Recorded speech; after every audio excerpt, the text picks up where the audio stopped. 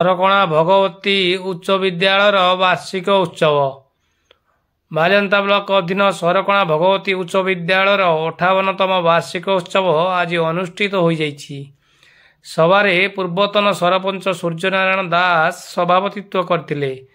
ଜୟଦେବ ବିଧାୟକ ନବକିଶୋର ମଲ୍ଲିକ ମୁଖ୍ୟ ଅତିଥି, ବ୍ଲକ ଅଧ୍ୟକ୍ଷା ବାସନ୍ତୀ ଖଟୁଆ, ସ୍ଥାନୀୟ ସରପଞ୍ଚ ବିଷ୍ଣୁପ୍ରିୟା ସାହୁ, ସମିତି ସଭ୍ୟା ସଂଯୁକ୍ତା ବିଶ୍ୱାଳ, ବିଦ୍ୟାଳୟ ପରିଚାଳନା କମିଟି ସଭାପତି କାଳନ୍ଦୀ ମହାପାତ୍ର ଓ ପଞ୍ଚସଖା ଶିକ୍ଷା ସେତୁ ସମ୍ପାଦକ ରାଜେନ୍ଦ୍ର କୁମାର ସାହୁ ପ୍ରମୁଖ ସମ୍ମାନିତ ଅତିଥି ଭାବେ ଯୋଗଦେଇ ଉତ୍ସବର ଶୁଭାରମ୍ଭ କରିଥିଲେ।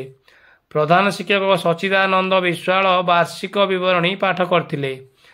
ପୂର୍ବତନ ଶିକ୍ଷକ ଶିକ୍ଷୟିତ୍ରୀ ଅରୁଣା ଦୀକ୍ଷିତ, ଜ୍ୟୋତ୍ସ୍ନା ମହାପାତ୍ର, ରାମଚନ୍ଦ୍ର ବେହେରା, କୈଳାସ ଖୁଣ୍ଟିଆ, ଭାଗ୍ୟଧର ଜେନା ଓ ବୃନ୍ଦାବନ ବେହେରାଙ୍କ ସମେତ ବିଭିନ୍ନ କ୍ଷେତ୍ରରେ ପ୍ରତିଷ୍ଠିତ ବ୍ୟକ୍ତିବିଶେଷଙ୍କୁ ସ୍କୁଲ ପକ୍ଷରୁ ସମ୍ବର୍ଦ୍ଧିତ କରାଯାଇଥିଲା।